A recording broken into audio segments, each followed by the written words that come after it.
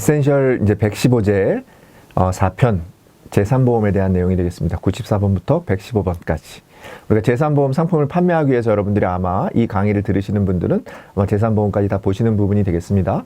말씀드린 대로 3편, 4편 같은 경우는 사지선다지만 범위가 적고요. 그 다음에 매번 나오는 문제들 중심으로 많이 출제됩니다. 오히려 1편, 2편에서는 조금 더 범위가 넓다 보니까 구석구석 안 나오는 문제까지 내다 보니까 조금 어렵게 느껴지는 문제가 나올 수 있는데요. 오히려 3편, 4편 같은 경우는 굉장히 극명하고 명확한 내용이기 때문에 오히려 3, 4편을 좀 더 집중해서 보시면 여러분들이 합격하시는 데는 조금 더 용이할 수 있지 않을까, 저는 그런 생각을 가지면서 강의를 시작해 보도록 하겠습니다. 94번 제3보험의 구분에 대한 에센셜입니다.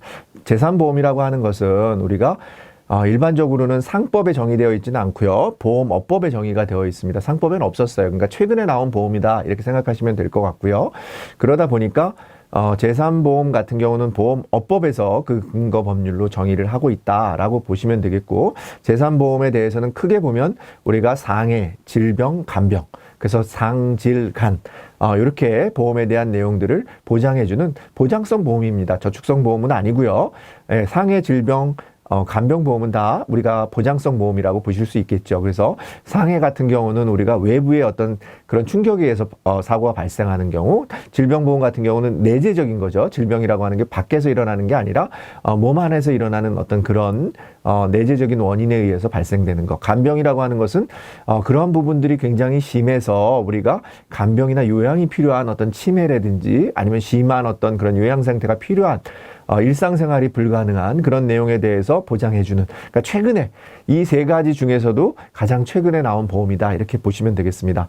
제3보험에 대한 설명으로 틀린 거 고르는 문제입니다. 그래서 일단 제3보험이라고 하는 것은 당연히 저축성 보험이 아니다 보니까 신체라는 측면에서는 우리가 생명보험 영역으로 볼 수 있죠.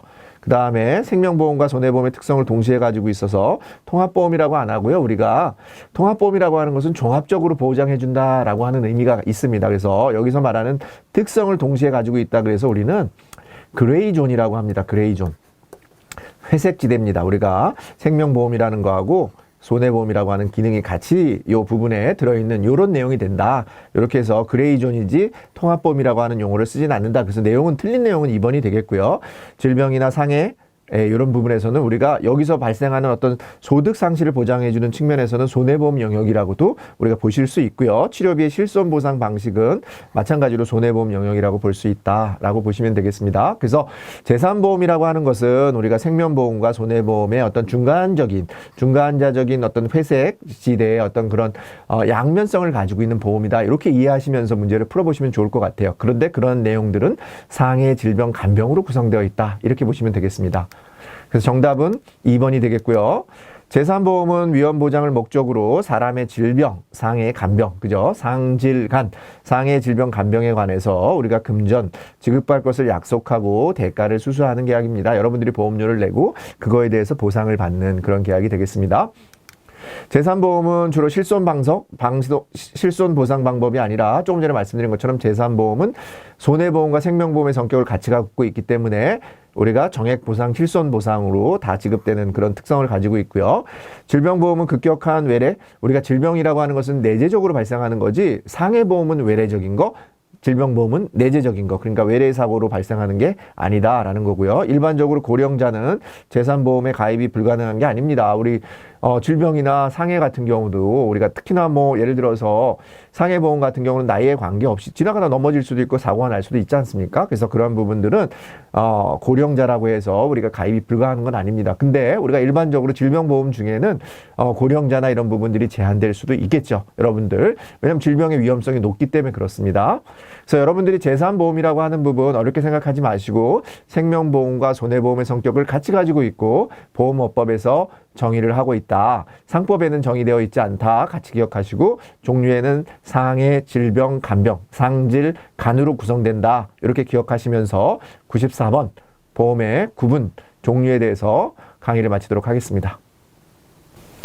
95번 제3보험 관련해서 말씀드린 대로 상법, 보험업법, 어떤 부분이 적용되는지 이런 내용에 대해서 에센셜 부분이 되겠습니다. 말씀드린 대로 재산보험 자체는 상법에 규정되어 있지 않기 때문에 우리가 기본적인 근거 법률은 보험업법입니다. 근데 과거에는 우리가 물론 이제 상해나 질병에 대해서는 상법에 언급되어 있는 부분이 있습니다. 그죠? 간병에 대해서는 언급된 부분이 없지만 상해 질병 같은 경우는 상법에 있었는데 간병이나 이런 부분이 언급되어 있지 않다 보니까 그런 것들을 위해서 보험업법이 새롭게 만들어졌다. 이렇게 이해하시면 좋겠고요.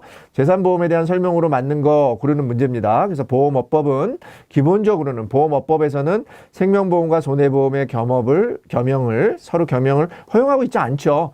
허용하고 있지 않으니까 그렇게 따로 회사를 만드는 거 아니겠습니까? 그런데 재산보험에 대해서는 보험업법에서 허용을 하고 있다. 겸용을 허용하고 있다라는 거예요. 생명보험회사에서의 재산보험, 손해보험회사의 재산보험은 각각 허용하고 있다라는 부분이고 재산보험은 보험업법에 근거가 마련되어 있다. 제가 그렇게 말씀드렸습니다. 상법이 아니라 보험업법에 마련되어 있고 상법에는 간병보험 관련해서는 우리가 규정이 없어요. 간병은 최근에 나온 거기 때문에 만약에 상법에 아마 규정이 있었으면 보험업법에서 별도로 만들지 않았을 겁니다. 근데 간병이 없기 때문에 그러한 부분들에 대해서 보험업법에서 규정을 하고 있습니다.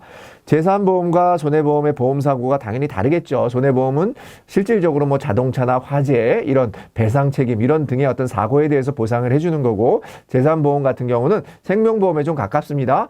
우리가 상해, 질병, 간병에 대해서 보상을 해주기 때문에 동일한 부분이 아니고 다르다. 그래서 정답은 2번이 되겠습니다. 연관 문제로는요. 질병보험은 그 성질에 반하지 아니하는 범위에서 생명보험 및 상해보험의 규정을 준용한다라고 되어 있습니다. 우리가 질병보험도 일종의 우리가 질병보험이라고 하는 건 생명보험의 큰 건강보험 상품 중에 들어가 있겠죠. 그렇기 때문에 그러한 부분에 준용해서 사용한다. 그래서 질병보험은 생명보험, 상해보험의 그런 규정들을 준용한다. 이렇게 이해하시면 되겠습니다. 보험업법상 보험업은 생명보험과 손해보험업으로 구분된다. 우리가 보험업법상 어떻게 구분된다고 했습니까? 보험업법상 우리가 이제 일반적으로 넓게 보면 상법상에서는 우리가 인보험하고 손해보험으로 구성되어 있는 게 맞습니다. 그렇지만 보험업법에서는 우리가 재산보험도 규정하고 있다고 했으니까 보험업법, 생명보험업, 손해보험업, 재산보험업이라고 하는 걸로 구분된다. 그래서 두 가지로만 구분되는 거니까 틀렸습니다. 재산보험은 상법에 정의되어 있지 않기 때문에 어디서 한다 그랬습니까? 네, 보험업법에서 우리가 규정하고 있다라는 부분입니다. 그래서 여러분들이 재산보험은 어디에서 근거 규정을 가지고 있느냐 그러면 시험 문제도 그렇게 자주 나옵니다. 근거 법률이 뭐라고요? 보험업법이 된다라는 부분이다. 그렇게 꼭 기억하시면서 관련 법규 관련해서는 보험업법을 여러분들이 가장 먼저 떠올리시면 되겠다 하는 말씀드리면서 95번 마치도록 하겠습니다. 96번 재산보험 모집 자격에 대한 에센셜입니다. 모집 자격은 우리가 생명보험 설계사나 손해보험 설계사나 거의 비슷합니다. 우리가 일단 기본적으로 여러분들처럼 시험을 보시고 합격을 한 다음에 등록을 하면 되는데 우리가 별도로 재산보험만을 모집을 하는 회사인 경우에는 협회 등록을 하면 되겠고요. 나머지 우리가 여러분들처럼 이제 아마 생명보험회사나 손해보험회사에서 이 시험을 보시는 분은 그 생명보험회사에서 생명보험의 전 종목을 영위하는 생명보험회사에서는 재산보험업에 대해서 겸용을 허용하고 있기 때문에 별도로 등록할 필요가 없고 생명보험협회나 손해보험협회 한 곳에만 등록하면 된다라는 부분이 되겠습니다. 모집 자격에 대한 설명으로 옳은 거 고르는 문제니까 재산보험과 생명보험 상품을 모집하기 위해서는 연수원에 등록하는 게 아니라 협회에 등록을 해야 되고요. 재산보험본을 모집하기 위해서 금융감독원에 등록하는 게 아니라 금융위원회 위탁을 받은 생명보험협회에 등록을 해야 되고요. 모집에 관한 연수과정은 보험회사의 규정에 따르는 게 아니라 연수과정은 어디에 따라야 되는 거죠? 네.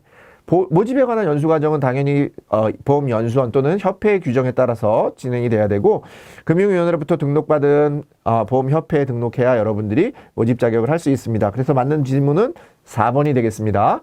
자, 조금 전에 말씀드린 것처럼 생명보험 설계사와 손해보험 설계사, 재산보험 설계사는 동일합니다. 그래서 설계사의 등록기관은 금융위원회 위탁을 받은 생명보험협회, 손해보험협회에 등록하면 되고 재산보험 같은 경우에는 별도로 우리가 만약에 모집하는 회사인 경우에는 별도로 협회에 등록하게 되시지만 그렇지 않은 경우에는 생명보험협회나 손해보험협회 한 곳에만 여러분들이 등록을 하면 된다라고 보시면 되겠습니다. 재산보험만을 모집하고자 하는 경우는 생명보험협회와 손해보험 모두 등록하는 게 아니라 한 곳에만 등록하면 됩니다. 아시겠죠? 왜냐하면 생명보험이나 손해보험을 전 종목을 영위하는 회사인 경우, 생명보험 회사인 경우에는 재산보험을 겸용할 수 있고 또 손해보험사도 마찬가지로 겸용할 수 있기 때문에 한 곳에 협회, 양쪽 협회에 한 곳에만 등록하면 되고 생명보험에 대한 모집 자격을 획득하면 재산보험 모집 자격이 주어지는 게 아니라 조금 전에 말씀드린 것처럼 여러분처럼 재산보험 시험까지 보시고 마찬가지로 교육을 받으신 다음에 그런 연수과정을 다 등록하셔야 여러분들이 재산보험 상품도 모집을 할 수 있다. 다만 등록하는 데에서만 편의를 제공해서 생명보험협회나 손해보험협회 한 곳에만 등록하면 된다라고 하는 부분 꼭 기억하시면 재산보험 모집 자격에 대해서는 여러분들 충분히 문제를 푸실 수 있을 것입니다. 자, 96번 마치도록 하겠습니다. 97번 재산보험의 특징에 대한 에센셜입니다. 재산보험이라고 하는 것은 어떤 특징을 가지고 있느냐면 우리가 기본적으로 아까 말씀드린 것처럼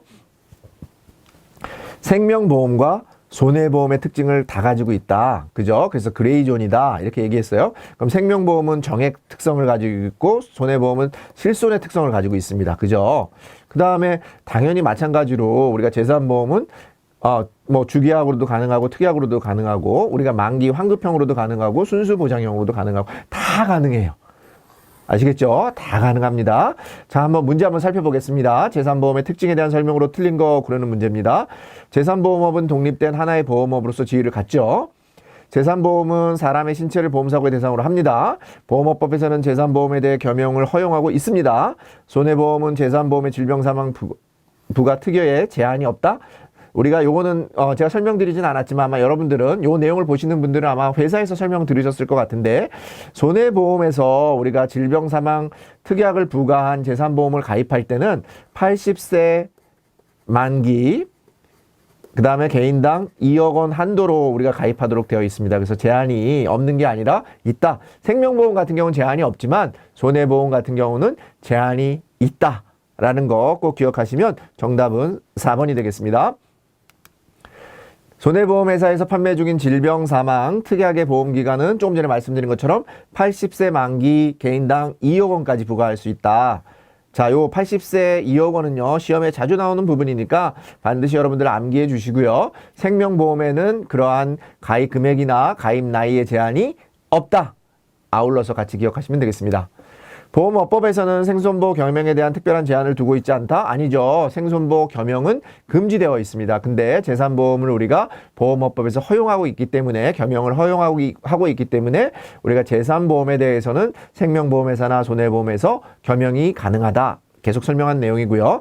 상해보험 또는 질병보험은 주로 단독형으로 판매되는 게 아니라 조금 전에 말씀드린 것처럼 주로 상해보험 또는 질병보험 같은 경우는 같이 섞어서도 팔고 우리가 특약으로도 팔고 그 다음에 같이 공통으로 해서 파는 그런 형태로 판매가 되고 있다. 단독형으로만 판매되는 경우는 아니다 라고 보시면 되겠고 상해와 질병에 의한 사망은 주계약을 통해서 우리가 질병에 대한 사망은 아까 뭐에 있습니까? 반드시 상해나 질병보험에서 사망 특약은 주계약이 아니라 특약을 통해서만 보장받을 수 있습니다. 특약을 통해서만 보장받을 수 있습니다.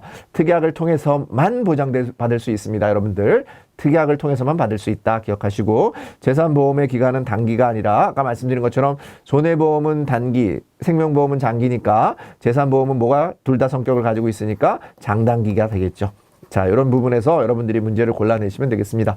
재산보험의 특징에 대해서는 여러분들 여러 가지가 많지만 기억하셔야 되는 거 하나, 만약에 하나만 기억한다 그러면 저는 손해보험의 질병사망 부과 특약에서는 80세 만기 개인당 2억 원 한도로 가입이 제한되어 있다. 이런 정도 기억하면서 재산보험의 특징을 마치도록 하겠습니다. 98번 우리 피보험 이익에 대한 이 에센셜입니다. 다음 중 피보험 이익에 대한 설명으로 맞는 거 고르는 문제입니다. 피보험 이익이라고 하는 것은 일반적으로 손해보험에만 존재합니다.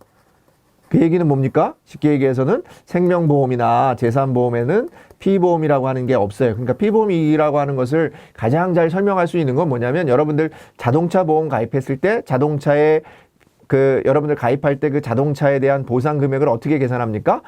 자동차가 예를 들어서 잔존 가치가 100만 원이다 그러면 그 100만 원이 뭐가 된다는 거예요? 피보험 이익이 된다라고 여러분들 이해하시면 되겠습니다.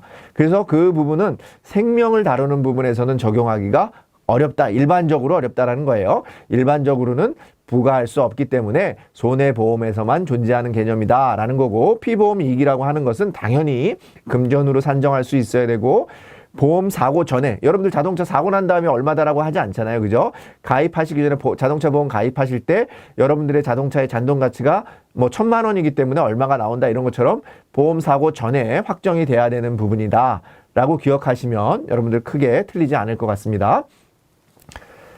맞는 거 고르는 문제니까 보험회사는 피보험 이익을 최고한도로 당연히 책임을 지는 거겠죠. 맞는 내용이 되겠고, 금전화로 당연히 돈으로 산정할 수 있어야 보상을 해준다 말씀드렸고, 보험사고 전에, 그죠? 사고 전에 확정이 돼야 되는 부분이고, 생명보험에서는 필수적인 요소라고 안 했습니다. 손해보험에서 필수적인 요소고, 생명보험이나 재산보험에는 피보험 이익이라고 하는 개념이 존재하지 않는다. 이렇게 이해하시면 되겠습니다. 그래서 정답은 우리가 맞는 내용이니까 어떤 부분이 되겠습니까? 예, 1번이 되겠습니다.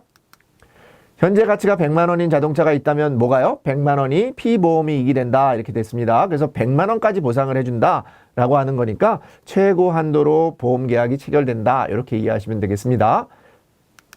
피보험 이익은 생명보험이 아니라 손해보험, 재산보험도 아니고 손해보험에만 적용되는 개념이고, 피보험 이익은 재산보험 안 된다 그랬습니다. 손해보험에만 필수적인 요소고, 종신보험은 생명보험이니까 원칙적으로 피보험 이익이, 사람의 생명이니까 피보험 이익이 존재하지 않고요. 재산보험은 실손으로만 보상하는 게 아니라 아까 특징 중에 뭐라고 얘기했습니까? 실손도 되고 정액도 된다 그랬어요. 손해보험과 생명보험의 기능을 같이 가지고 있기 때문에 실손으로만 보상된다, 틀렸습니다. 뭐뭐만 보상된다, 틀린다 라는 말씀 드렸습니다. 피보험 이익이라고 하는 것은 우리가 손해보험에만 존재하는 특별한 개념이기 때문에 여러분들이 반드시 좀 기억하시면서 98번 마치도록 하겠습니다. 99번 재산보험의 설계 기준에 대한 에센셜 한번 살펴보도록 하겠습니다. 재산보험이라고 하는 것을 설계할 때 어떤 기준이 있죠. 상품 설계를 하는 기준이 있는데, 그 내용에 대해서는 지금까지 쭉 설명한 내용들이 계속 중복돼서 나왔던 얘기들이니까 그렇게 나온 얘기들 말고 추가되는 얘기만 한번 살펴보겠습니다. 문제를 통해서 한번 살펴보도록 하겠습니다. 재산보험에 대한 설명으로 틀린 거 고르는 문제입니다. 그래서 순수 보장성 보험으로만 개발해야 된다. 아까 제가 어떻게 했습니까? 재산보험이라고 하는 건 꼭 순수 보장성이 아니라 만기 환급형으로도 가능하니까, 또 만으로 들어가 있으니까 한번 의심해 봐야 되는데 정말 틀렸습니다. 그래서 1번, 정답은 1번인데 조금 전에 말씀드린 것처럼 재산보험이라고 하는 것은 만들 때 정액 보상도 가능하고 실손 보상도 가능하고, 저축성 보험으로는 당연히 우리가 재산보험은 사람의 신체나 생명을 다루기 때문에 저축성 보험으로는 개발할 수 없습니다. 보장성 보험으로만 개발해야 되는 거니까 이 내용도 맞는 내용이고, 수술비의 경우 약정한 금액으로 지급할 수도 있고 실제 수술비를 기준으로 지급할 수도 있다. 그 얘기는 무슨 말입니까? 정액으로도 가능하고 실손으로도 가능하다, 이렇게 말씀드렸으니까 이 내용도 맞는 내용이 되겠습니다. 그래서 정답은 1번이 되겠습니다. 틀린 내용이 1번이 되는 거죠. 순수 보장성뿐만 아니라 만기 환급형으로도 개발이 가능하다 라는 부분이고요. 재산보험은 기준 연령 조건에서 생순 시 지급되는 보험금의 합계액이 이미 납입한 보험료를 초과하지 아니하는 보험이다. 무슨 말이에요? 이 얘기는? 재산보험은 우리가 보장성 보험이다 라고 하는 얘기죠. 그죠? 그래서 여러분들이 보장성 보험이라고 하는 부분을 잘 기억하시면 되겠습니다. 보장성 보험에 대한 정의가 여기 나와 있는 것처럼 생존 시 지급되는 보험금의 합계액이 이미 여러분들이 납입한 보험료를 초과하지 아니하는 것. 만약에 초과한다 그러면 저축성 보험이 되는 거니까 여러분들 같이 기억하시면 되겠습니다. 실손의료보험의 피보험자가 보험금의 지급 사유가 발생하기 전에 사망할 경우 사망보험금을 지급한다. 우리가 이제 실손의료보험 같은 경우에도 약관상으로 정의되어 있지 않기 때문에 어떻게 보면 실손의료보험이라고 하는 것은 우리가 병이 발생했을 때 병에 들어간 치료비나 이런 것들을 지급해주는 보험이잖아요. 그래서 우리가 재산보험 같은 경우는 이러한 기준을 적용하니까, 우리가 예를 들어서 암보험인데 교통사고가 나서 사망했을 경우에는 우리가 암보험을 가입했는데 사망보험금을 지급하는 게 아니라 우리가 통상적으로는 책임준비금이라고 하는 것을 지급하고 계약은 소멸하는 원칙을 가지고 있습니다. 그래서 사망보험금을 지급하는 게 아니라 약관상 정의되어 있지 않기 때문에 책임준비금, 그죠? 우리가 질병보험을 가입했는데 교통사고가 났다거나 아니면 상해보험을 가입했는데 병으로 죽었거나 이러면 우리는 사망보험금을 지급하는 게 아니라 뭐라고요? 책임준비금을 지급하고 계약은 소멸한다, 이렇게 보시면 되겠습니다. 상해보험은 피보험자가 교통사고로 사망했을 경우에 책임준비금을 지급하는 보험상품입니다. 상해보험에서 피보험자가 교통사고 났는데 왜 상해보험은 교통사고에 대해서 우리가 보상해 주는 거죠. 상해는 외부의 사건이니까 보상해 주는데 책임중금을 지급하는 게 아니라 뭐겠습니까? 사망하였으면 당연히 사망보험금을 지급하겠죠. 그래서 틀린 내용이 되겠고, 재산보험은 저축성 보험으로 개발이 불가능하다. 아까 말씀드렸습니다. 저축성 보험으로 불가능하다. 보장성 보험으로만 개발이 가능하다라는 부분 같이 기억하면서 재산보험의 설계 기준을 마치도록 하겠습니다. 100번입니다. 상해보험의 의의에 대해서 우리가 이제 상해보험, 아까 말씀드린 것처럼 재산보험의 크게 종류로는 우리가 상해보험, 질병보험, 간병보험이 있는데, 상해보험이라고 하는 것은 외부의 충격에 의해서 우리가 갑작스러운 사건, 우리가 피할 수 없는 그런 사건으로 인해서, 사고로 인해서 우리가 어떤 그 보상을 받는 그런 보험이 되겠습니다. 재산보험 상품에 대한 설명으로 틀린 거 고르는 문제입니다. 상해보험은 일반 생명보험에 비해 보험회사와 계약자 간 다툼이 생길 여지가 크지 않다? 반대가 되겠죠. 생명보험 같은 경우는 딱 죽어서 받는 보험이니까 명확해요. 근데 상해보험 같은 경우는 이게 정말 급격한 사고인지 아니면 바깥에서 일어난 사고인지 아니면 우연하게 발생한 사고인지를 따지기가 굉장히 복잡한 그런 요소가 있습니다. 그래서 다툼이 생길 여지가 매우 큰 그런 보험이 되겠습니다. 그래서 1번이 틀렸고요. 약관상 보장하지 않는 원인, 아까 말씀드린 것처럼 상해보험에 가입했는데 질병보험으로 사망했을 경우, 뭐 암이나 이런 걸로 사망했을 경우에는 책임준비금을 지급하고 계약이 소멸한다? 맞는 내용이 되겠고, 재산보험 상품이니까 정액, 실손 둘 다 가능하고, 실손 보상 급부가 있는 경우에 한해서는 우리가 비례 보상한다. 모든 보험에 대해서 비례 보상하는 건 아닙니다. 여기 나와 있는 것처럼 실손 보상 급부가 있는, 우리가 그렇게 보상해 주겠다라고 하는 그런 보험 계약에 한해서만 우리가 비례 보상한다. 이렇게 기억하시면 되겠습니다. 그래서 정답은 1번이 되겠습니다. 상해사고에서 불확정적인 거, 우리 상해사고라고 하는 거 어떻습니까? 예, 발생도 알 수 없고, 그 다음에 언제 발생 시기가 어떨지도 모르고, 원인도 모르고, 피해 정도도 다 모릅니다. 그래서 우리가 모두가 다 불확정적인데, 생명보험 같은 경우는 어떻습니까?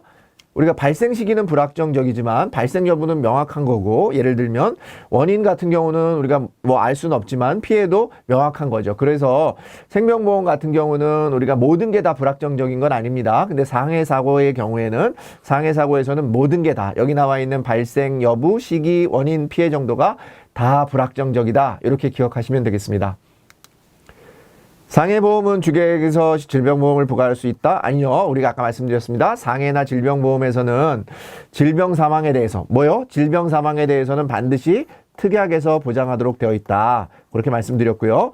상해보험은 대표적인 사망보험 상품이 아니라 우리가 보장성 보험 상품입니다. 상해보험 같은 경우는 우리가 사망을 보장해주는 상품이 아니에요. 상해는 우리가 주로 질병이나 뭐 이런 게 아니라, 그죠? 상해보험 자체는 우리가 외부의 사건, 사고에 의해서 보장해주는 일반적으로 우리가 말씀드릴 수 있는 보장성 상품이다. 라면 보시면 되겠고요.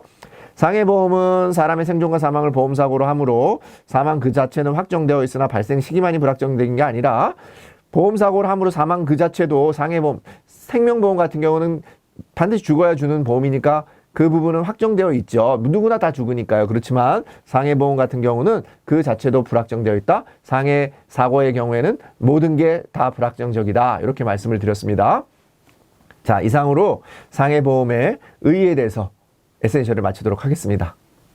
101번 상해사고의 요건에 대한 에센셜입니다. 상해사고 요건이라고 하는 거 아까 말씀드린 것처럼 상해사고라고 하는 것은 외래적인 거고요. 밖에서 일어나야 되고, 그 다음에 갑작스럽게 일어나야 돼요. 그냥 완만하거나 연속적이면 안 되는 거고요. 그 다음에 이게 예고되어서는 안 되는 부분이 되겠습니다. 우연히 발생을 해야 된다. 이런 외래성, 급격성, 우연성. 그죠? 그래서 우리가 내재성이라든지 뭐 지속성 이런 것들은 다 틀린 지문이 되겠습니다. 자, 요런 정도 기억하시면서 틀린 거 고르면 원인 또는 결과에 예견되지 않아야 된다. 맞는 내용이고요. 신체 상해 발생 원인에서 결과에 이르는 과정이 내부적 요인이 아니라 외부적 요인, 외래성이어야 되니까 틀린 내용이 되겠고, 결과의 발생을 피할 수 없도록 급박한 상태여야 된다고 했습니다. 급격성에 해당하는 내용이고, 사건의 발생과 신체의 상해 사이에 인과관계가 당연히 존재해야 되겠죠. 그죠? 상해사고 발생 안 되는데 뭐 전혀 무관하면은 이게 상해사고의 요건이 될 수는 없다라는 부분이 되겠습니다. 그래서 정답은 2번이 되겠습니다. 상해보험사고의 핵심적인 요건으로 세 가지가 있습니다. 외래성, 우연성, 급격성인데 피보험자의 의사에 기인하지 않았음을 의미하는 요건은 그 중에 우연성에 해당하는 요건이 되겠습니다. 상해사고는 급격성, 우연성, 외래성의 세 요건을 순차적이 아니라 동시에 발생을 해야 됩니다. 그죠? 이게 순차적으로 발생하면 우리가 예견할 수 있기 때문에 안 된다. 이렇게 보시면 되겠습니다. 급격성이란 원인 또는 결과의 발생이 예견되지 않는 상태를 말한다. 원인 또는 결과에 예견되지 않는 걸 급격성이 아니라 우리는 우연성이라고 합니다. 자해 행위로 인한 발생한 상해는 상해보험사고에 해당하지. 자해는 직접 하는 거죠. 자기가 자해 행위를 일으키는 거니까 이거는 우리가 외부의 어떤 그런 어떤 가격에 의해서 사고가 당한 거는 맞지만 자기가 한 거에 대해서는 알고 하는 거니까 이거는 우연한 것도 아니고 급격한 것도 아니고 그죠? 그렇기 때문에 외래성만 만족하는 거죠. 그렇기 때문에 이것은 해당하지 않는다. 이렇게 보시면 되겠고 상해를 발생시키는 사고가 완만하여도 연속적으로 발생되면 보상하는 게 아니라 사망사고는 우리가 상해에서 보상해주는 내용의 요건 중에는 급격하고 우연하고 외래적으로 그러니까 연속적이거나 완만한 것은 당연히 말이 안 되는 내용이 되겠습니다. 상해사고 요건은 조금 전에 말씀드린 외래성, 급격성, 우연성이라고 하는 세 가지를 잘 기억하시고 그게 어떤 의미인지만 명확하게 아시면 문제를 푸시는 데는 어렵지 않을 거라 생각이 듭니다. 101번 에센셜을 마치도록 하겠습니다. 102번 에센셜입니다. 상해보험의 보장 내용 및 상해와 질병의 관계에 대해서 우리 조금 전에 말씀드린 것처럼 상해라고 하는 것은 외래, 질병이라고 하는 것은 내재. 그죠? 안쪽에서 온다. 그러면 우리가 여기 안에 들어가는 그 바르게 나열한 거 한번 요걸 가지고 기본적으로 상해와 질병의 원리를 좀 생각해 보시면 되겠습니다. 자, 여기 나와 있는 것처럼 상해 사고의 결과로 상해보험에서 상해 사고의 결과로 발생된 질병. 이거 밖에서 발생한 거니까 그런 질병에 대해서 상해보험에서는 보장을 합니다. 그죠? 상해사고의 결과로 발생한 질병은 보장을 하는데 내재적인 거, 질병이 내재적으로 발생이 돼서 원인이 돼서 발생한 상해는 상해사고에 대해서는 보장해주지 않죠. 아시겠죠? 그래서 정답은 상해, 질병, 상해가 되는 거예요. 그죠? 그래서 상해와 질병의 관계는 우리가 이렇게 외부에서 상해로 인한 질병은 보상, 질병으로 인한 상해는 보상해주지 않는다. 이렇게 기억하시면 되겠습니다. 신체 상해의 발생 원인은 자신의 신체에 내재되어 있는 것이다. 조금 전에 말씀드렸습니다. 상해사고는 무조건 외래성입니다. 내재가 들어가면 무조건 틀려요. 상해사고의 결과로 발생된 질병은 보장 대상이 아닌 게 아니라 밖에서 난 거니까 그거에 대한 질병에 대해서도 보장한다. 말씀드렸고 상해보험에서 상해는 외관상 분명한 상처 자국을 남기는 것을 한정하는 것보다는 더 넓은 의미입니다. 상처만이 아니라 그걸로 인해서 뭐 정신적인 어떤 충격이 발생을 했다 그러면 그것도 보상을 해주는 거죠. 보여지는 것보다 더 넓은 의미로 우리가 그 상해라고 하는 것을 정의하고 있습니다. 상해보험은 상해로 인한 신체 장애는 보장하지 않는다. 당연히 상해로 인했으니까 신체 장애도 당연히 보장을 해주겠죠. 그죠? 신체나 정신적인 장애 모두 보장해주는 게 상해보험이 되겠습니다. 그래서 상해보험에서는 상해로 인한 보장, 우리가 외부의 충격에 의해서 일어난 상해에 대해서는 질병이 됐든 간에 어떤 상해의 직접적인 사고가 됐든 간에 다 보장해준다. 그러나 질병, 내재적인 원인이 돼서 질병이 원인이 돼서 발생한 상해에 대해서는 보장하지 않는다. 이렇게 명확하게 여러분들이 개념을 이해하시면 좋겠습니다. 자, 102번 에센셜을 마치도록 하겠습니다. 103번 에센셜입니다. 상해보험의 가입 조건 및 상품 설계.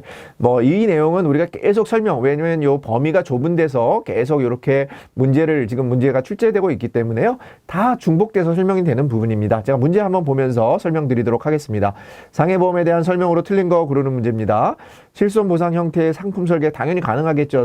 상해보험은 재산보험이니까 재산보험은 정액도 되고 실손도 된다. 다 연관이 돼 있습니다. 상해, 질병, 간병보험은 재산보험이기 때문에 다 가능한 겁니다. 우연성, 급격성, 외래성의 보험사고를 요건으로 한다. 맞죠? 상해는 외래, 우연, 급격. 그 다음에 질병으로 사망 시 해지 환급금을 지급하고 계약은 소멸한다. 아까 우리가 약관상 보장하지 않는 원인으로 사망할 경우에는 해지환급금이 아니라 책임준비금을 지급하고 한다고 했으니까 틀린 내용이 되겠고, 보험료를 연령부로 구분하지 않고 산출할 수 있어요. 왜냐하면 상해라고 하는 것은 나이와 관계없이 외부에 의해서 사고가 발생하는 거니까 연령이 중요하지 않습니다. 연령은 어디에서 중요합니까? 예, 질병이잖아요. 연령이 높아질수록 질병 보험료는 높아지겠죠. 왜냐하면 질병에 걸릴 가능성이 높잖아요. 그죠? 그렇기 때문에 우리가 질병과 연령은 관련이 있지만 우리 상해와 관련된 것은 연령이 아니라 오히려 직업이겠죠. 직업. 그죠? 직업이 위험에 따라서 우리는 상해보험의 어떤 그런 보험료를 높이거나 등급을 높일 수밖에 없게 돼 있죠. 그래서 정답은 3번이 되겠습니다. 상해보험의 보험기간은 일반적으로 상해는 1년 이상, 질병보험은 10년 이상입니다. 그리고 회사별 뭐 이런 차이가 있겠지만 일반적으로 여기 나와 있는 것처럼 위험직이라고 하는 거, 아까 직업에 대해서는 제한이 있다고 얘기했으니까 위험직을 제외하고서 나이의 제한은 없습니다. 그래서 65세에서 75세까지 고연령자도 가입이 가능하다. 상해보험 같은 경우는 나이의 제한이 없다. 그 대신에 질병보험 같은 경우는 거꾸로 직업하고는 무관하게 나이의 제한이 있겠죠. 그렇게 여러분들이 반대로 이해하시면 되겠습니다. 그래서 상해 같은 경우는 우리가 직업, 그죠? 그 다음에 우리가 나이, 직업에는 우리가 제한이 있고 나이에는 제한이 없다. 그죠? 반대로 질병 같은 경우는 어떻게 되겠습니까? 예. 직업에는 제한이 없고 나이에는 제한이 있다. 이렇게 개념으로 여러분들이 이해하시면 좀 더 문제를 푸시는 데 도움이 될 것 같습니다. 상해보험은 연령별, 아까 그 연령별이라고 하는 건 직업, 우리가 그 질병에 해당하는 거니까 상해보험하고는 무관합니다. 시행되고 있는 게 아니고 위험한 직업을 가진 사람과 고연령자는 일반적으로 가입이 제한된다. 그렇게 됐는데 위험직은 제한이 되는데 당연히 직업이니까 직업을 가진 사람은 제한이 되는데 고연령자는 65세에서 75세까지도 우리가 가능하다. 이렇게 되어 있으니까 둘 다 제한이 되는 게 아니라 고연령자만 제한이 된다 이렇게 보시면 되겠고 상해보험은 일반적으로 연령이 증가하면 보험료가 높아지는 것은 질병보험이죠. 상해보험이 아니다. 연령별로 상해 발생률 차이가 클 경우 작을 경우죠. 크지 않으니까 우리가 한꺼번에 적용하는 단일률이나 분단율을 사용하는 것이 합리적인 거다라는 부분이 되겠습니다. 그래서 우리가 질병보험에서는 단일률하고 분단율이 관계없어요. 상해보험에서만 우리가 연령별이 아니라 이게 직업별이겠죠. 직업별로 우리가 상해 발생률이 차이가 적은 단체보험 같은 경우에서는 단체상해보험 같은 경우에서는 우리가 단일률, 분단율을 적용할 수 있다라고 여러분들이 기억하시면 되겠습니다. 그래서 직업은 상해보험, 연령은 우리 질병보험이다 이렇게 기억하시면서 가입 조건에 대해서는 이 정도 여러분들이 이해하시면 충분히 문제를 풀어가실 수 있을 것 같습니다. 103번을 마치도록 하겠습니다. 104번 에센셜입니다. 직업별 위험등급 직무변경 통지 의무 1, 2 이렇게 나오는데요. 1입니다. 이 내용은 중요한데 우리가 이 직업별 위험등급 통지와 관련해서는 우리가 보험업법과 관련이 있는 게 아니라요. 상법과 관련이 있다라고 하는 거 먼저 하나 기억하시고 문제를 푸겠습니다. 상법과 관련이 있는 거고 보험업법은 아니다라는 거 기억하시면서 알맞게 연결된 거니까 상법에서는 우리가 직업 직무 변경이 됐을 경우에 지체 없이도 기억하시고 그 사실을 어디다 통보해야 되겠습니까? 보험금을 주는 당사자가 누굽니까? 보험회사니까 상법 보험회사 이렇게 되겠습니다. 그래서 정답은 1번이 되겠습니다.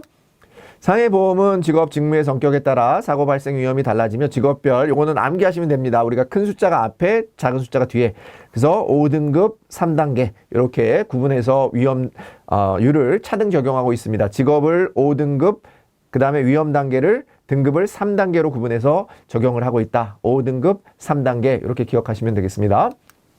위험성이 낮은 직무로 변경된 경우에 우리가 낮은 직업으로 변경되는 거가 보험료도 당연히 낮아지겠죠. 그죠? 위험성이 낮으니까 보험료도 낮춰줘야 되는 거죠. 위험성이 높아지면 당연히 보험료도 높여줄 수밖에 없는 그런 제도가 우리가 직업 변경 통지 의무가 되겠습니다. 보험업법은 보험기간 중 통지할 의무 규정을 가지고 있다. 누가 어디라고 얘기했습니까?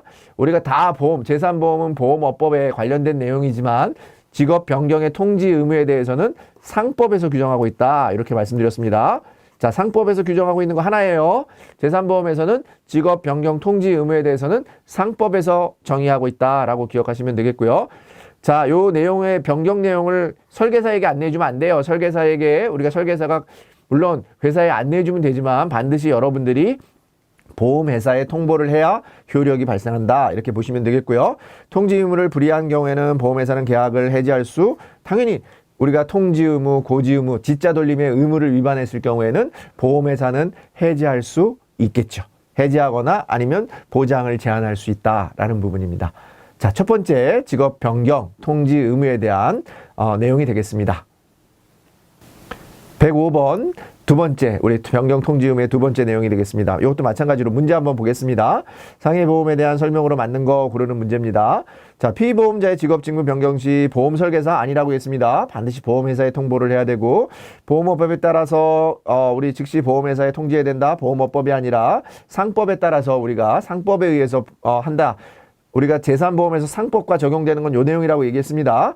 직업별 위험 등급 아까 뭐라고 얘기했습니까? 위험 등급을 직업별로 등급을 5등급 그죠? 5등급 3단계로 구분한다 이렇게 되어 있고요. 사고가 변경된 직업 직무와 관계가 없는 경우에는 당연히 전액 지급되겠죠. 그죠? 상식적으로.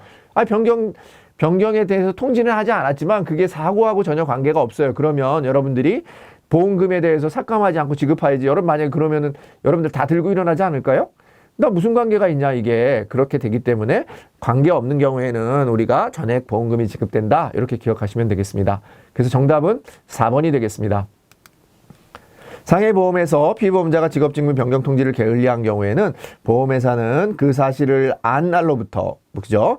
계약한 날이 아니라 그 사실을 안 날로부터 1개월 이내에 보험료의 증액을 청구하거나 계약을 해지할 수 있습니다. 여러분이 통지 의무 위반일 경우에 보험회사는 무한정 시간을 주는 게 아니라 그 사실을 안 날로부터 1개월 이내에 해지할 수 있도록 제도를 운영하고 있습니다. 직업직무 변경 시 1개월 이내에 그 사실을 보험회사에 통지해야 되는 건 아니죠. 우리가 보험회사가 1개월 이내에 알았을 경우에는 반드시 1개월 이내에 그 해지를 통지하는 거고, 여러분들이 변경할 때는 즉시 지체 없이 보험회사에 알려야 됩니다. 위험이 낮게 변경된 경우에는 보험회사에 통지하지 않아도 된다가 아니라 여러분들이 통지해서 보험료를 할인받으셔야 되는 거죠. 통지해야 됩니다. 변경된 직업과 무관한 사고에 대해서는 보험금을 삭감하거나 도상하지 않는다? 삭감하지는 않죠. 그죠? 그 대신에 보상하지 않는다가 아니라 무조건 보상한다가 맞는 거죠. 그죠? 무관한 사고에 대해서는 전액 보상한다 이렇게 되어 있고요.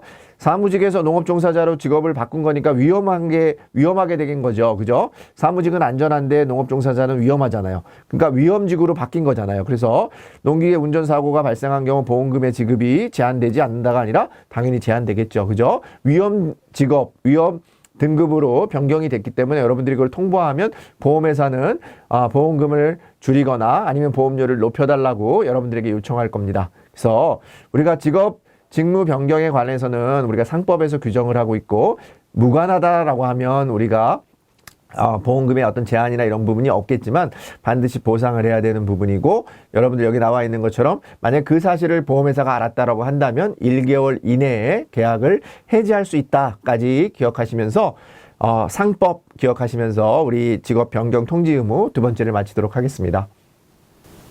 106번 우리 내용이 되겠습니다. 질병보험. 이제부터는 우리가 지금까지는 재산보험 또 상해보험 이런 거 가졌는데요. 106번은 질병보험에 대한 얘기입니다. 질병보험이라고 하는 건 아까 뭐 얘기했습니까? 우리가 내재성 한번 얘기했었고 나이 얘기했습니다. 그죠? 안에서 발생하는 거고 나이에 따라서 보험료가 다르다라고 얘기했습니다. 보험의 개수, 우리 질병보험에 해당하는 거 오겠습니까? 여기서 재가 들어가니까 상해보험일 거고요. 암보험, 우리가 병이니까 질병보험이고, 치아 질병보험이고요. 장기 간병이라고 되어 있으니까 간병보험일 거고, 치매라고 하는 건 간병에 해당하는 거니까 아닐 거고, 연금보험은 어디에 해당합니까? 생명보험에 해당하고, 화재보험은 손해보험에 해당하죠. 그죠? 그러니까 몇 개가 되겠습니까? 암보험하고 치아보험 2개가 정답이 되겠습니다. 자, 여기서 말하는 우리 질병에 대한 얘기, 정의입니다. 질병이란, 자주 나오는 건 아니지만, 질병의 정의를 한번 생각해 보겠습니다. 질병이란 심신의 전체 또는 일부가 계속적, 표현이 좁습니다. 계속적으로 장애를 일으켜서 정상적인 기능을 할 수 없는 상태. 우리가 얼핏 보면 뭐하고 같습니까? 장애에 대한 정의하고 비슷할 수 있어요. 그래서 여러분들이 장애라고 하는 부분에 대해서 혼돈만 하지 않으면 될 것 같아요. 아시겠죠? 질병에 대한 정의겠습니다. 계속적으로 장애를 일으켜서 정상적인 기능을 할 수 없는 상태를 우리가 뭐라고 한다? 질병이라고 한다. 기억하시면 되겠습니다. 상해보험 또는 질병보험은 주로 단독형으로 판매된다? 아니었다고 제가 말씀드렸습니다. 상해보험 또는 질병보험 같은 경우는 통합적인 보험으로 같이 판매가 되는 경우가 많습니다. 질병보험은 외래성이 인정되지 않는다고 얘기했습니다. 내재성, 외래성이 인정되는 것은 상해보험이라고 얘기했고요. 노화로 인한 건강의 훼손은 질병에 해당하지 않는다? 아니죠. 우리가 노화라고 하는 것은 내재적인 인간의 어떤 그런 나이가 먹어가면서 노화되는 거죠. 그건 당연히 질병에 해당하고요. 물건을 드는 거는 바깥에서 일어나는 거죠. 외래적인 거니까 질병보험에서 보장하지 않습니다. 자, 다시 한번 우리가 질병을 기억할 때 뭐라고요?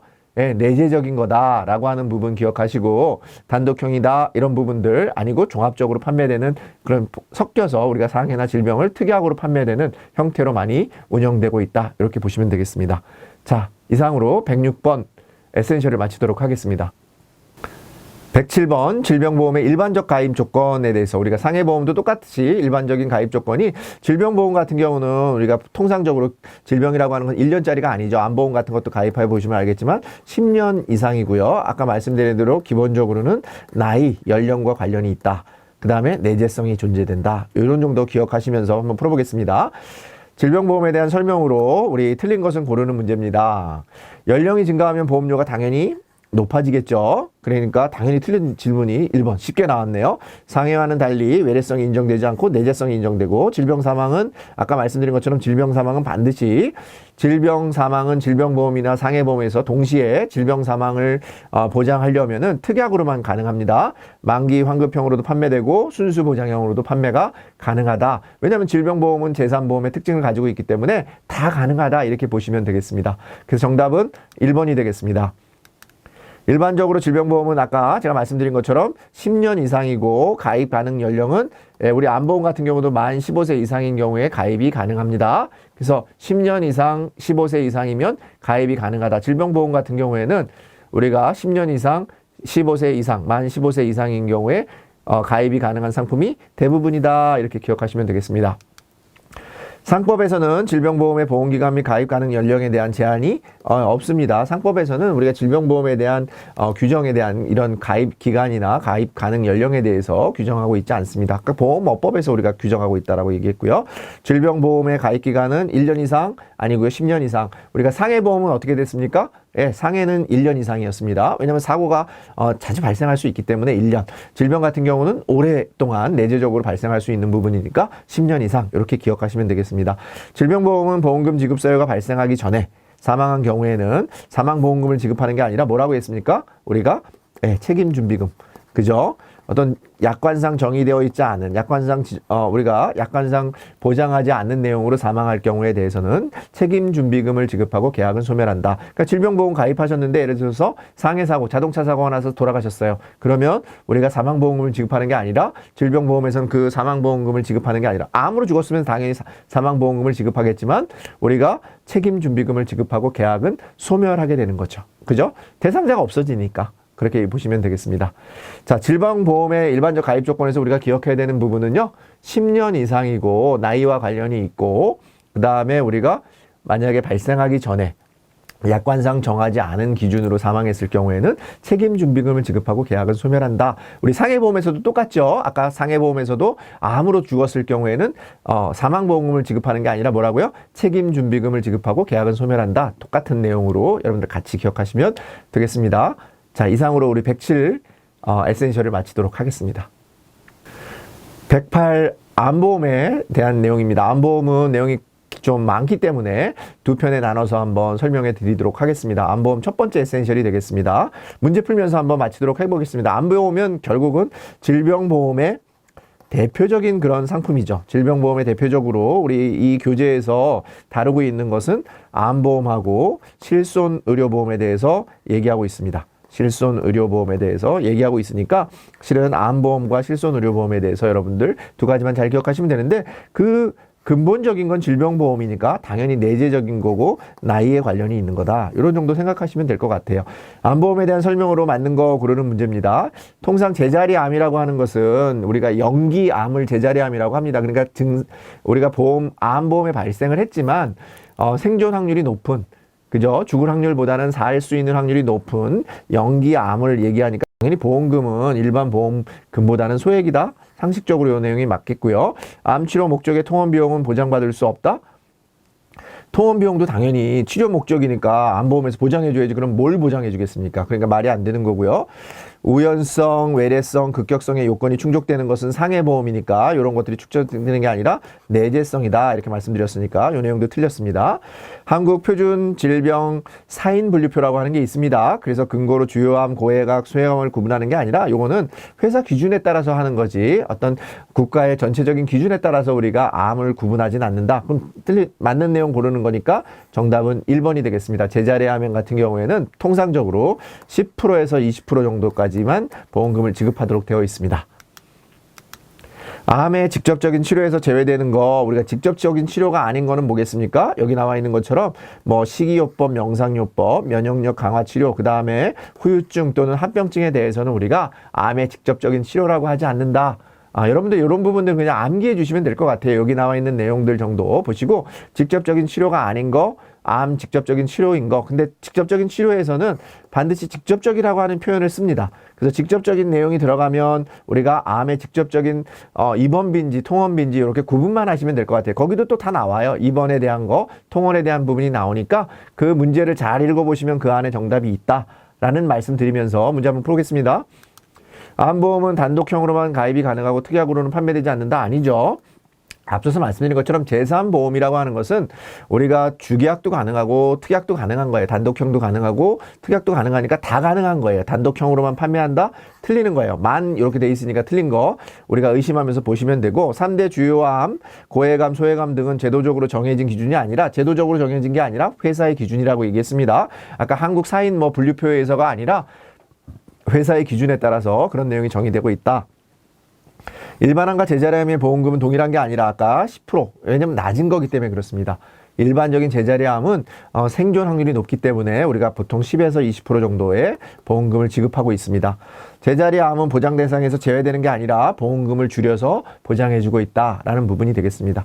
자, 암보험 첫 번째에서 우리가 기억해야 되는 부분은 일반적으로 기본적으로는 이렇게 별도로 이렇게 구분해서 보장해 주는 게 가능하고 연기암 경우, 제자리암의 경우에는 보장 금액이 축소돼서 10%에서 20%만 지급한다라는 정도 기억하시면서 첫 번째 암보험을 마치도록 하겠습니다. 두 번째 우리 109번 암보험에 대한 얘기가 되겠습니다. 이것도 문제를 풀면서 한번 같이 설명드리겠습니다. 암보험에 대한 설명으로 틀린 거 고르는 문제입니다. 자, 우리가 암보험이라고 하는 거 질병보험은 내가 병이 있는데 가입할 수 있기 때문에 항상 회사 입장에서 보면은 이렇게 면책기간이라고 하는 거 우리가 다른 말로 얘기하면은 이렇게 대기기간을 둡니다. 우리가 웨이팅 피리어드라고 하는데요. 이렇게 대기기간을 두고 있습니다. 질병보험의 경우에는. 그래서 가입 후 일정 기간 동안은 보장하지 않는 상품도 있다. 맞는 내용이 됩니다. 보장 개시일 이전에 암이 발병하고 보장 개시일 이후에 해당 암으로 사망한 경우에는 당연히 암보험금이 지급되지 않죠. 왜냐하면 개시일 전에 암이 발병한 거니까 보장해주지 않습니다. 암수술급여금은 암수술비로 치료 지출한 금액 이상으로는 지급할 수 없다가 아니라 우리가 그래서 보험에 가입하는 거 아니겠습니까? 수술급여금은 암수술비로 지출한 금액 이상으로 우리가 보상받을 수 있다라는 부분이니까 이 내용이 틀린 내용이 되겠고요. 암의 종류에 따라서 우리 암 진단금이 다르게 지급될 수도 당연히 있죠. 암 종류에 따라서는 우리가 아까 말씀드린 것처럼 좀 가벼운 암 그런 경우에는 우리가 진단금이 다르게 지급될 수도 있다라는 부분입니다. 틀린 부분에 대해서는 우리가 3번이 되겠습니다. 그래서 지급할 수 없다가 아니라 지급할 수 있다 이렇게 보시면 되겠고요. 피보험자가 암에 대한 책임 개시일 이후에 입원하여 치료를 받던 중에 만약에 보험기간이 만료됐으면 끝나는 게 아니라 그 계속 중인 입원기간에 대해서는 우리가 말 좀 어렵습니다. 회당 최고 한도일 기준으로 암 입원금은 계속 보상됩니다. 자, 요거는 우리가 가로치기로도 자주 나오니까 그냥 여러분들 뭐라고 기억하냐면 그냥 회당 최고 한도일 기준으로 보상받는다. 이렇게 기억하시면 되겠습니다. 암보험은 연령이 증가할 경우 보험료 낮아지는 게 아니라 당연히 높아지죠. 질병보험이니까. 특정 암만 집중 보장하는 상품은 보험료가 상대적으로 비싼 게 아니라 특정 암이니까 전체적인 게 아니니까 보험료가 당연히 상대적으로 저렴하겠죠. 암이나 암 치료로 인해서 발생한 후유증 또는 합병증의 치료는 암의 직접적인 치료에 해당하지 않는다고 얘기했습니다. 면역 치료라든지 우리가 여기 나와 있는 후유증이나 합병증에 대해서는 우리가 직접적인 치료라고 하지 않는다. 암 수술 보험금은 암 진단 보험금을 초과하여 지급되지 않는다는 게 아니라 진단 보험금을 초과해서도 지급할 수 있습니다. 수술 보험금이 더 클 수도 있기 때문에 그렇고요. 암보험은 상대적으로 계약자의 도덕적 해이 발생 가능성이 낮은 게 아니라 높죠. 도덕적 해이라고 하는 것은 우리가 이게 이 정도 해도 될까라고 하는 거예요. 그러니까 내가 병이 걸렸는데 이걸 가입해도 될까? 근데 가입하는 것을 우리가 도덕적 해이가 발생한다. 모럴 해저드라고 하죠. 그렇기 때문에 그런 역선택이나 도덕적 해이 발생 가능성이 높은 보험이 질병보험이 되겠습니다. 그래서 암보험은 대표적인 질병보험의 하나이기 때문에 당연히 암보험에서도 그런 발생 가능성이 높다 하는 부분입니다. 우리가 암보험은 질병보험의 대표적인 거기 때문에 연령에 관계 있고 연령이 높아질수록 보험료도 높아진다라는 부분 기억하시고 직접적인 치료와 회당 최고 한도일 정도는 같이 기억하시면 좋겠습니다. 이상으로 109번 암보험 두 번째 에센셜을 마치도록 하겠습니다. 110번 이제 실손의료보험입니다. 마찬가지로 실손의료보험도 페이지가 좀 넓어요. 그리고 대표적인 우리 그 질병보험의 두 번째 상품입니다. 그래서 실손의료보험도 두 편으로 나눠서 한번 보도록 하겠습니다. 우리가 실손의료보험 같은 경우는 2021년 7월부터 제4세대 실손의료보험이 시행되고 있습니다. 여러분들 아시는 것처럼 이 의료보험, 실손의료보험에서 보상을 해주다고 보니까 여러분들이 치료를 받지 않아도 되는 것들을 과잉 치료받아서 실은 보험료가 계속 고갈되고 있어요. 그렇기 때문에 그런 부분들을 방지하기 위해서 계속해서 보험의 그런 실손의료보험이 개편되고 있습니다. 그래서 지금 현재로는 2021년 7월에 시행된 4세대 실손의료보험이 시행되고 있습니다. 그 정도 기억하시고요. 실손의료보험에 대한 설명과 사실, 설명으로 사실과 다른 것을 고르는 문제입니다. 국민건강급여 중 법정 본인부담금, 개인부담, 비급여 항목에 전부를 보상하는 게 아니죠. 우리가 실손의료보험 같은 경우는 일부를 보상하는 겁니다. 내가 낸 보험금 중에 일부를 보상해준다. 그래서 전부를 보상한다 그랬으니까 틀린 지문이 되겠고요. 우리가 실손의료보험이 옛날에는 특약 형태로 판매가 되고 있었는데요. 2018년부터는 단독형. 그러니까 여러분들이 실손의료보험을 어디 가입할 때 질병보험에 끼워서 파는 게 아니라 실손의료보험 자체로 가입하시죠. 그래서 여러분들이 실손의료보험을 손해보험회사에서 주로 가입하시고 있습니다. 중복계약에 따른 비례보상 대상계약은 재산보험 중에서 요 모든 계약이 아니라 실손보상 급부가 있는 계약에 한해서 비례보상된다라는 부분이고요. 보험계약 체결 전에 당연히 중복가입 여부를 반드시 확인해야 됩니다. 여기 반드시가 들어갔다고 틀린다고 의심하시면 안 돼요. 예, 실손의료보험은 반드시 다른 보험회사에 가입되어 있는 것, 왜냐면 가입되어 있다 그래서 중복으로 보상해주지 않기 때문에 여러분들한테 반드시 다른 회사에 실손의료보험이 가입하셨나요? 물어보고 나서 가입하게 된다라는 부분입니다. 자, 사실과 다른 거 뭐가 되겠습니까? 전부를 보상하는 게 아니라 일부를 보상한다. 이렇게 말씀을 드렸으니까 틀린 내용이 되겠습니다. 실손의료보험은 피보험자가 질병상해로 입원 또는 국민보험관 중에서 아까 말씀드린 것처럼 본인 부담액, 그 다음에 비급여 항목의 일부를 보상한다 그랬습니다. 전부가 아니라 일부를 보상해주는 제도가 뭐라고요? 실손의료보험이다 라고 얘기하고 있습니다. 실손의료보험은 소비자가 실제 부담한 의료비 전액이 아니라 일부죠. 일부를 보상해주는 거고, 실손의료보험은 상해보험과 질병보험의 특약으로 판매되는 게 아니라 아까 말씀드린 것처럼 2018년부터는 연도까지는 기억 못하셔도 되지만 단독 실손의료보험으로 판매하고 있고요. 실손의료보험은 과잉진료를 방지하기 위해서 중복계약 체결을 금지하는 게 아니라 여러분들 과잉진료 방지가 아니라 여러분들이 중복 보상 받는 것에 대해서 그 문제가 될 수 있기 때문에 비례보상에 대해서 중복계약 체결을 금지하고 있는 부분이고, 자, 모든 중복계약에 따른 비례보상 대상계약은 모든이 아닙니다. 모든이라고 하는 부분 들어가면 의심하라고 했는데 모든이 아니라 중복계약에 따른 비례보상, 그런 실손보상의 급부가 가입되어 있는 그런 보험계약에 한해서 우리가 비례보상 적용을 받는 대상 계약이 된다라는 부분이니까 틀린 부분이 되겠습니다. 자, 실손의료보험의 첫 번째를 마치도록 하겠습니다. 111번 실손의료보험의 두 번째입니다. 이 부분도 마찬가지로 문제 한번 풀어보면서 여러분들 같이 살펴보도록 하겠습니다. 바르지 못한 거 고르는 문제인데요. 당연히 아까 말씀드린 것처럼 실손의료보험은 중복계약해도 중복 보상되는 것이 아니니까 체결 전에 반드시 확인해야 되는 거고요. 그러니까 맞는 내용이 되겠고, 실제 손해액 이내로 보상하는 겁니다. 그 이상을 보상하지 않습니다. 도수 치료는 특약으로 보장이 가능합니다. 그 다음에 자기 부담금 비율은 주계약과 특약이 동일하다 이렇게 되어 있는데 다릅니다. 자, 이 부분은 여러분들이 좀 암기를 해주셔야 되는데 실손의료보험과 관련해서는 몇 가지 숫자를 좀 기억하시면 좋을 것 같아요. 여기 나와 있는 것처럼 주계약과 자기부담 비율이 주계약은 20%, 특약은 30%로 되어 있고요. 그 다음에 우리가 보상 한도가 우리가 급여, 비급여 합산해서 전체적으로 1억 원 이내, 그러니까 급여 5천, 비급여 5천 이렇게 해서 1억 원 이내로 보상이 되고 있고요. 통원 1회당 최고 한도는 20만 원으로 우리가 한도로 정해져 있습니다. 통원 20만 원, 1억 원. 이런 정도 기억하시면 문제 푸시는 데는 큰 어려움이 없을 것 같습니다. 그래서 바르지 못한 것은 정답은 4번이 되겠습니다. 실손의료보험 공제금액 중에서 통원급여 기준은 얼마냐? 그래서 병의원급 같은 경우는 2만 원, 상급 종합병원 같은 경우는 2만 원 이렇게 되어 있는데 여기는 표시 안 돼 있지만 급여 기준이 아니고 비급여일 경우에는 무조건 공통적으로 3만 원을 적용받고 있습니다. 이게 오히려 시험에서 자주 나오니까 비급여 같은 경우는 3만 원, 그 대신에 급여의 경우에는 종합병원인 경우 2만 원, 종합병원이 아닌 경우에는 우리가 만 원의 그런 공제 금액을 여러분들한테 우리가 지급하고 있다. 이렇게 보시면 되겠습니다. 상해 질병에 따른 연간 급여 한도는 입원 통원을 합산해서 우리가 입원 통원 합산해서 여기에 급여 비급여가 안 나왔으니까 통원 전체적인 거니까 급여 비급여 합산하면은 1억이 된다. 이렇게 말씀드렸습니다. 특약은 급여 항목과 비급여 항목으로 구성되어 있는 게 아니라 특약은 반드시 그냥 비급여로만 되어 있습니다. 우리가 급여, 주계약, 급여, 특약, 비급여 이렇게 되어 있으니까 이 내용이 틀린 부분이 되겠고요.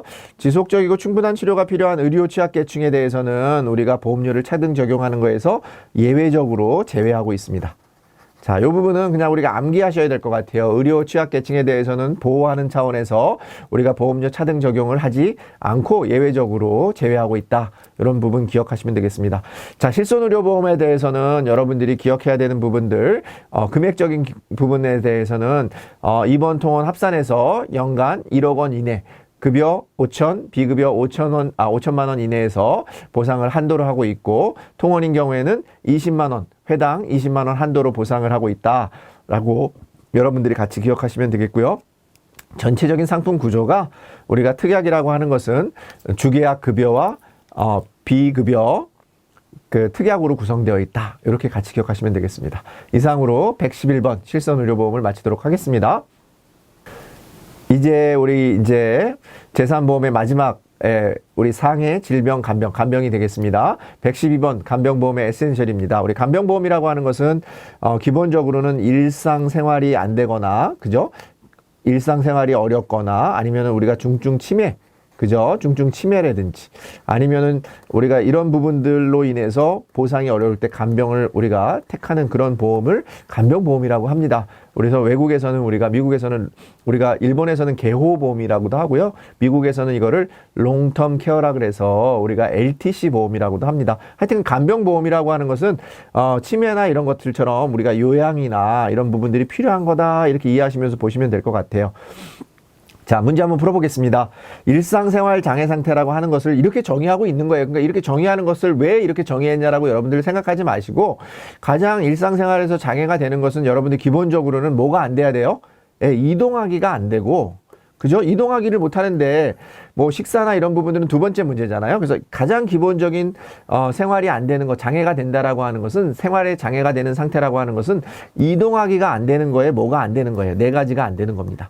그 중에 하나씩만 들어가 있어도 우리가 일상생활 장애 상태라고 얘기합니다. 그러니까 이동하기가 안 되는 거, 그죠? 이동하기를 못하면서 예를 들어 식사하기나 화장실 사용하기나 목욕하기, 옷 입기가 안 되는 경우에를 우리가 일상생활 장애 상태라고 정의하고 있다. 여러분 그렇게 기억하시면 정답은 뭐가 되겠습니까? 이동하기와 식사하기. 그래서 정답은 2번이 되겠습니다. 간병보험은 장기 요양 등급 1등급, 2등급으로 판정받아야 된다. 우리가 간병보험은 조금 전에 요렇게 1등급, 2등급 같은 경우에는 뭐겠습니까? 공적 장기 간병보험에 해당하는 거고, 만약에 우리가 아까 일상생활 장애 상태나 아니면은 우리가 중증 치매 상태가 있을 수 있잖아요. 그런 경우는 이렇게 장기 요양 등급이 아니어도 우리가 직접적으로 할 수 없는 상태가 되면은 우리가 간병보험에 적용을 받으니까 요게 가입이 가능하다. 요거만 우리가 반정받아야만 가입이 가능한 게 아니라 그 외에도 있다라는 부분이니까 틀린 지문이 됐겠고요. 장기 간병보험은 생명보험회사만 판매가 가능한 게 아니라 손해보험회사에서도 판매가 가능합니다. 손해보험회사에서도 판매가 가능하다. 왜냐하면 재산보험을 어디서 영위할 수 있습니까? 생명보험하고 손해보험에서 재산보험을 다 영위할 수 있죠. 그렇기 때문에 정답은 생명보험회사에서만 되는 것이 아니다라고 보시면 되겠습니다. 간병보험이라고 하는 부분은 우리가 꼭 공적 장기 간병보험만이 아니라 일반적으로 생활이 어려운, 일상생활이 어려운 장애 상태라든지 아니면 중증 치매 상태가 될 수 있으니까 충분히 요양 등급만이 아니라 그런 상태가 되면은 우리가 아까 말씀드린 것처럼 1등급, 2등급이 아니어도 이동하기나 식사하기가 안 되는 경우에 우리가 그런 부분에서 일상생활 장애 상태가 되기 때문에 간병보험에 가입이 가능하다. 꼭 65세 이상자만 가입하는 게 아니라 그런 부분이 안 되는 65세 미만자도 가입이 가능하다라고 하는 것을 같이 기억하시면서 첫 번째 간병보험에 대한 얘기를 마치도록 하겠습니다. 113번 간병보험의 종류 및 보험금 지급입니다.